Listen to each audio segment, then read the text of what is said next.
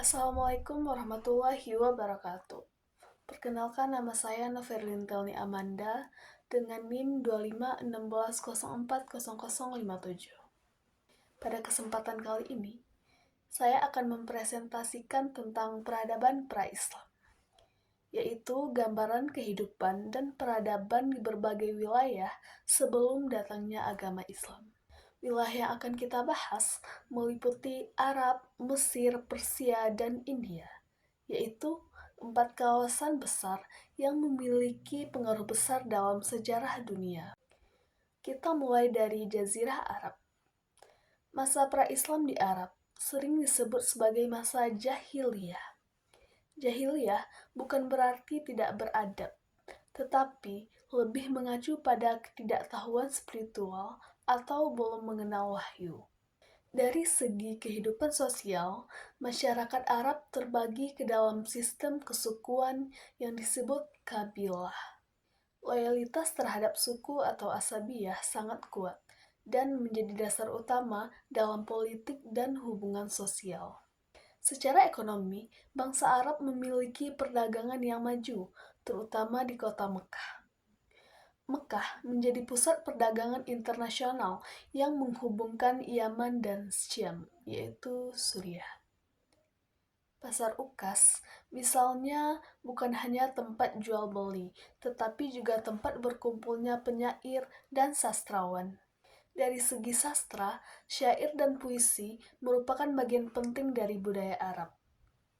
Puisi digunakan untuk mengekspresikan kehormatan, sejarah, dan nilai-nilai suku. Sedangkan dalam kepercayaan, mayoritas masyarakat menganut polietisme, yaitu menyembah banyak berhala yang ditempatkan di sekitar Ka'bah.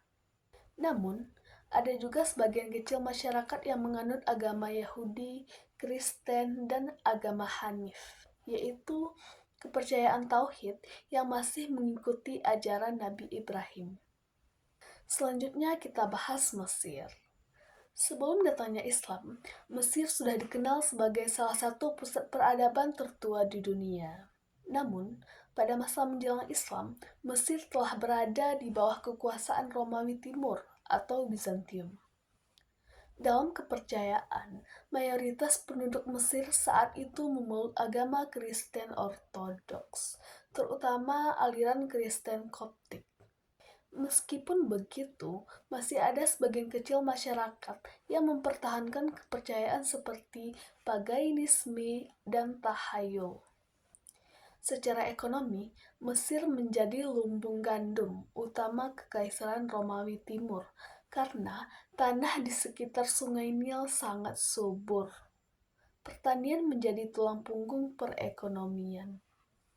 Sedangkan dari sisi sosial, sistem masyarakat Mesir bersifat hierarkis. Petani hidup dalam kesulitan karena pajak tinggi. Namun, mereka tidak diperbudak sepenuhnya dan tetap memiliki hak-hak tertentu. Berikutnya, kita beralih ke Persia.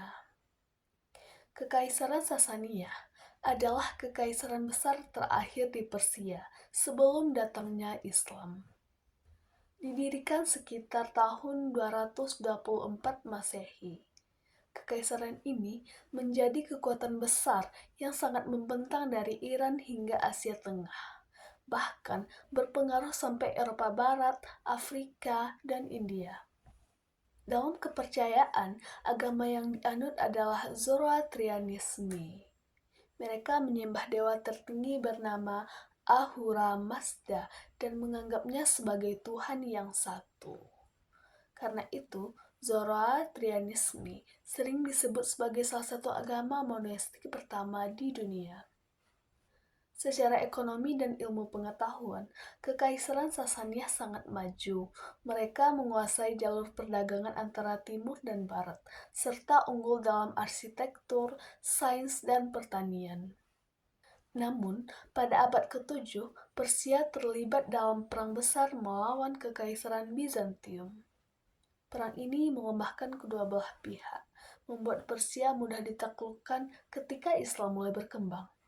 Yang terakhir adalah India. India sudah memiliki peradaban yang sangat tua, bahkan sezaman dengan Mesir dan Mesopotamia. Salah satu peradaban tertuanya adalah peradaban lembah Sungai Indus, sekitar tahun 3000 sebelum Masehi. Setelah peradaban ini runtuh, bangsa Arya datang dan memperkenalkan agama Hindu dan sistem kasta. Sistem kasta ini kemudian menjadi dasar struktur sosial di India. Selain Hindu, muncul juga agama Jainisme dan Buddha. Kaisar Asoka dari dinasti Maurya bahkan sempat menjadikan Buddha sebagai agama resmi negara. Dari sistem sosial, sistem kasta sangat menentukan status seseorang dalam masyarakat.